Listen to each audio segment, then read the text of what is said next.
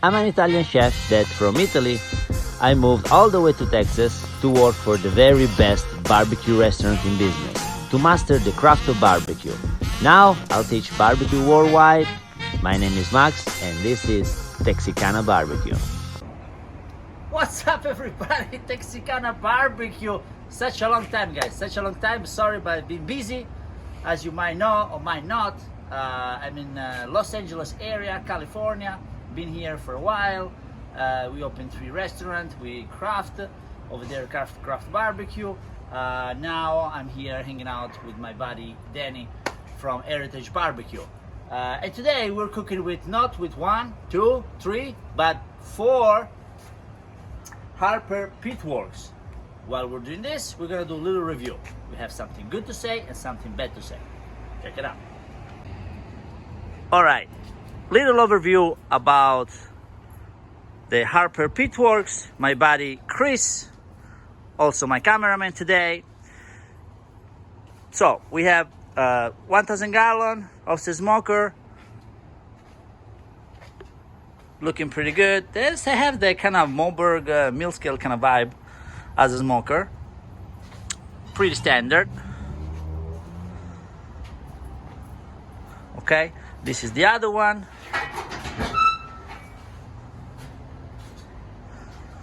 Also, we have another two 1,000 gallon back to back. Very cool. Vintage tires. Don't mind the smoke, guys. I'm cold smoking sausages.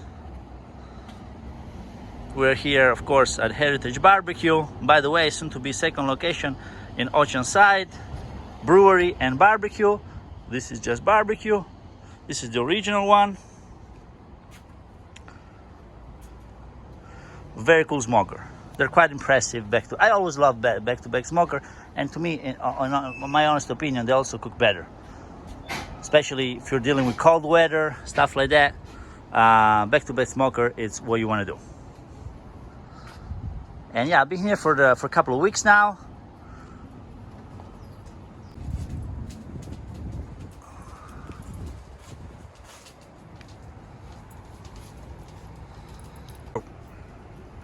Today we don't have too many brisket. Tomorrow will be a big brisket day. Over here we have butts and brisket. We just put them on at 6 in the morning. They're getting nice. Little tilt.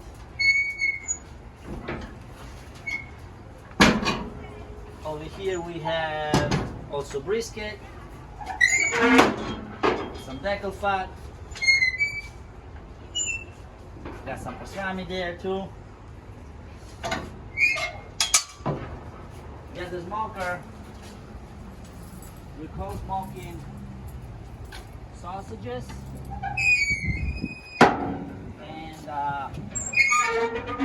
Pork chop, pork loin, whatever you want to call it, right here. So when we call smoke here, we call smoke. We don't mess around. Looking pretty. And the other bad boy, we have some ham. We are approaching Christmas. So for the holiday, Merry Christmas, everybody. So over here we have a bunch of ham. Okay, good. Okay, let's start with what I really like about this smoker. Okay, I never heard. It's hard to find outside of California. It's hard to find Harper Pitworks. So I guess it's a good idea to have a review today. What I really like about this smoker is that they have a good balance, in my opinion, of smoke. And by the way, Chris can tell more than me about the smoker, but they have a good balance of keeping temperature and give a nice note to smoke. As you can see here, guys, there is a fully insulated firebox, right? And we all know that fully insulated firebox, they're so well insulated, they're so well built that sometimes they can have a lack of smoke. With this guy instead, what I noticed is that they give a good note of smoke and at the same time keep temperature, right? So definitely with this smoker, you do not struggling keeping temperature. You throw a piece of log over there, no matter how, when, this guy keeps temperature. in the other side, the opposite side, they can spike quite easily. So the temperature, if you don't pay attention and put too much wood, they don't give you a chance. They spike at 300, no problem. Okay, so over here, what we have something pretty interesting over here. The throat of the smoker, what we call the throat, right? So as you can see here below the rack, there is this little deflector, which I really like the way they put it like that. So you still have direct heat that comes from here, which is fine, but you have a little deflector. And I've seen this in many other offset smoker, when the deflector is shut completely the throat and goes down almost like a reverse flow. But I do really like the way they build this. The look overall of the smoker is very cool, especially if we look at the back-to-back, 1,000 gallon back-to-back. I mean, 1,000 gallon back-to-back is very hard not to look good. When cold smoking, there is some leakage on the door. Consider, guys, that when I cold smoke, I really cold smoke. So usually most of the pits that I work with, when I cold smoke, it's they always have some leakage. Which leakage, it doesn't always equal losing temperature, you know. Actually, you want to have your cold spot and your hot spot in your smoker is something that really helps managing the cook.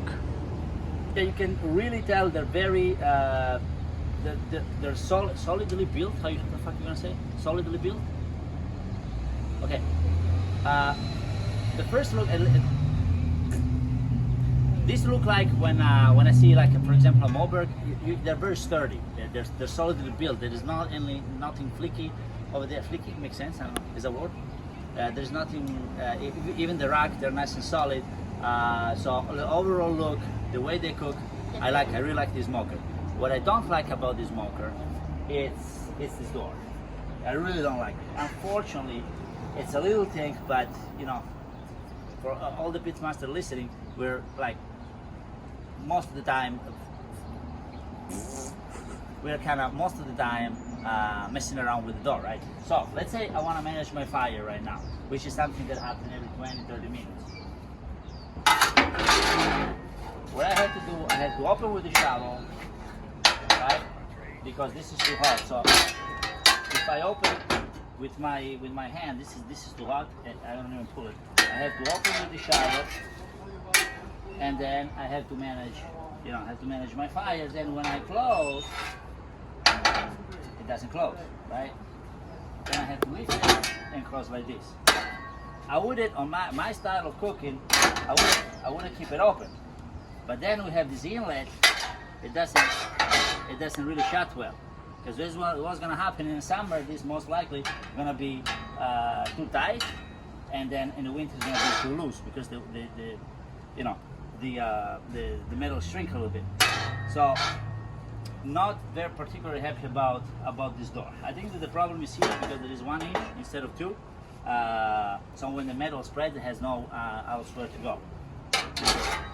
So I'm not a big fan of door inlet to begin with. I rather, because they tend to direct the air in a kind of force way.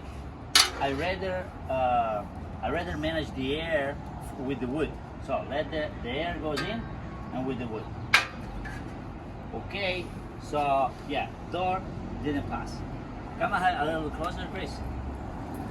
Over here, as you can see, now I have the fire going on, but there is this bump. This bump right here is caused by the shrinkage of parts of the firebox. Okay, not too sure exactly why that happened. Probably because there is no gap. But I gotta ask Stanley Moberg why that happened. But by the way, I've seen this shrinkage in many big name of pit builder. So I believe there's always a learning curve, right? That it also happened with car, Porsche, Ferrari, Mercedes. You know, maybe they do something that doesn't work, and then in the next model they fix it. And very much for pit builders happened the same. Because I was lucky enough to cook with some very old pit, and you can see, you know, I've seen the door closing by themselves, the door breaking down in the highway. I've seen, you name it, shrinkage of firebox, the melting of the rack. I've seen it all. But yeah. So overall, I agree. A very good smoker. I'm not particularly in love with this door system, but I'm pretty sure because this is a pretty really is a pretty Chris, it's a pretty old smoker, this one, right? 2 years old. Yeah, it has a couple of years. Probably they adjusted. I don't know them personally. I think I met one time at the La Football back in the days. But yeah, again, overall, very good smoker. Not particularly happy with the door.